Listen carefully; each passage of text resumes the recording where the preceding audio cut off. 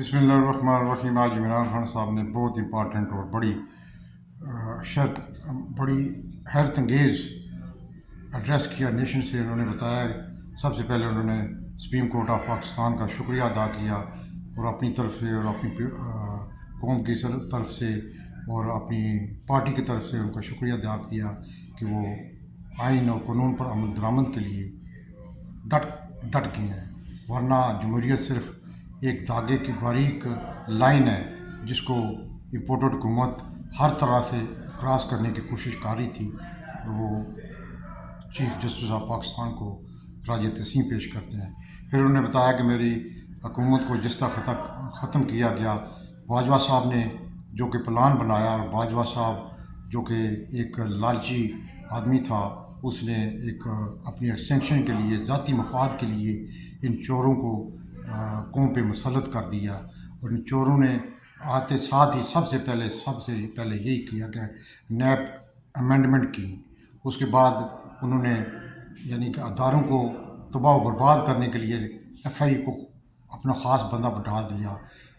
IG police वो बंदा लाया गया जिसको सज़ा होने वाली थी। वो सिटी केस में बहुत बड़ा मुजरम था।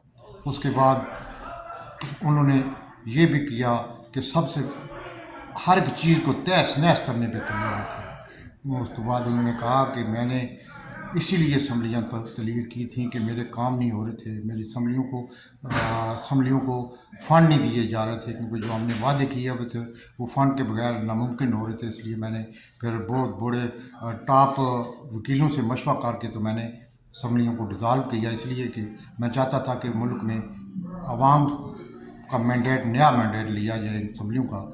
इसलिए मैंने ये असम्बलियाँ बर्खास्त की। आपको याद होगा कि मेरी जो असम्बली थी और जिसको सो मोटो एक्शन के तहत दोबारा बहाल किया गया इन चोरों को मुसल्लत करने के लिए, वो भी सबको आपको याद है कि 12 बजे अदालतें खुली। और उसके बाद चीफ़ जस्टिस ऑफ पाकिस्तान जो बुदियाल साहब हैं, उन्होंने यही समझा कि कासिम शूरू की जो है रूलिंग वो खिलाफ कानून है, उन्होंने वो असम्बली दोबारा बहाल कर दी।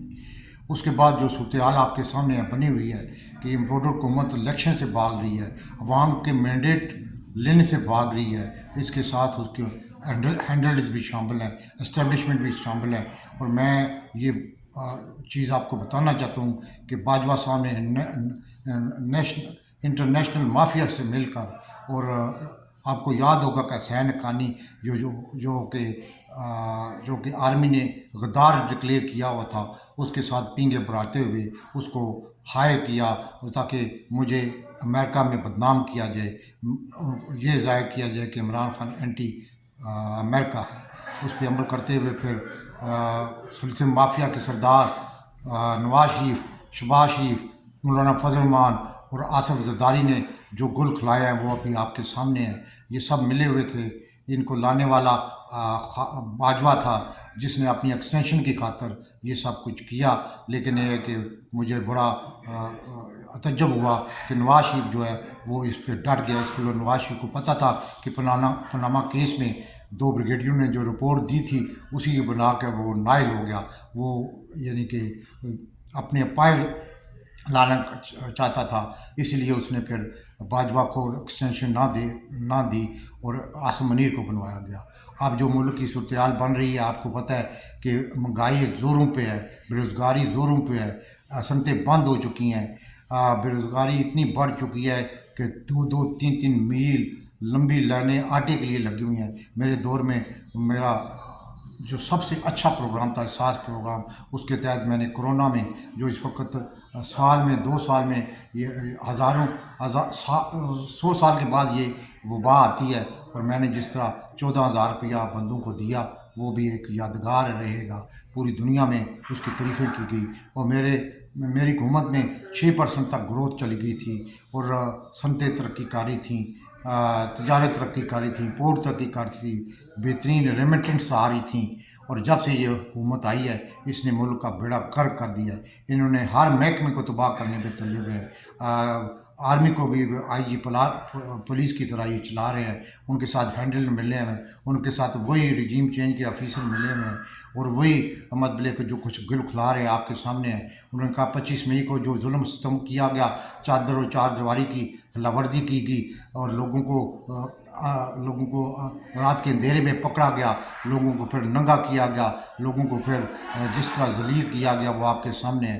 اور عاشر سیخ کو تو اس دنیا سے قتل کر دیا گیا کینیا میں، وہ بیچارہ اپنی زندگی بچانے کے لیے باہر گیا لیکن وہاں بھی اس کو نہیں بخشا گیا۔ اس طرح اعظم سواتی کو اس کی ویڈیو بنا کے اس کی بیوی اور اس کے بچوں کو بھیجی گئی۔ یہ ہے پاکستان کی ہیومن رائٹس کی بہت بڑی خلاف ورزیاں ہو رہی ہیں لیکن کوئی پوچھنے والا نہیں۔ اس وقت ہینڈلر ان کے ساتھ ہے۔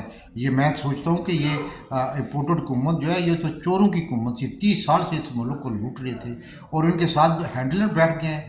مجھے تو بڑا دکھ ہو رہا ہے اور میں یہ سمجھتا ہوں کہ آج پاکستان جس حالات میں پہنچ گیا ہے اس کے آگے ملک کی تباہی اور بربادی کے علاوہ کچھ نظر نہیں آتا۔ اس لیے میں یہی کہتا ہوں، ہر وقت یہی کہتا ہوں کہ ملک کو بچانے کے لیے فیئر فری الیکشن کروائیے۔ جس طرح پروٹو حکومت نے نگران سیٹ اپ بنایا وہ بھی آپ کے سامنے ہے، اس کو بھی ہینڈل کی باعث حاصل تھی۔ اور جس طرح پھر 8 مارچ کو میرے گھر پہ جس طرح ہم نے ریلی نکالی اور اس طرح ظلم ستم کیا گیا، ضلع شاہ کو پکڑ کے تشدد کا نشانہ بنا کے مار دیا گیا، اور جو صورتحال اب بن رہی ہے، اب ملک میں کوئی بھی محکمہ ایسا نہیں رہ گیا جس پہ اعتبار کیا جائے، جس کو سمجھا جائے کہ یہ ملک کی سلامتی کے لیے کام کرے گا۔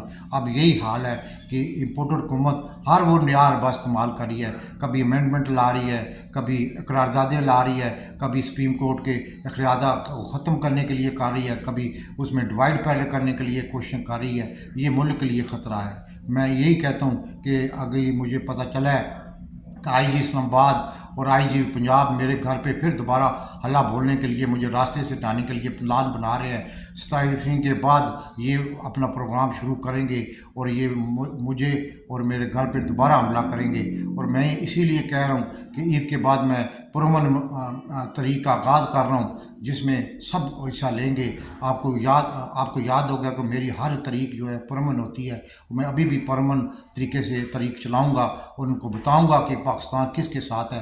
پاکستان میں آج الیکشن ضروری ہو گیا ہے اور اس کے ساتھ ہی انہوں نے کہا کہ پاکستانی عوام اس وقت اتنی تنگ پڑ چکی ہے، بے روزگاری، مہنگائی اور مطلب کہ افراتفری کا عالم ہے، زراعت کا برا حال ہو گیا ہے۔ پاکستان میں جو صورتحال بن رہی ہے یہ کبھی بھی پاکستان میں ایسی صورتحال نہیں تھی۔ پاکستان زندہ باد۔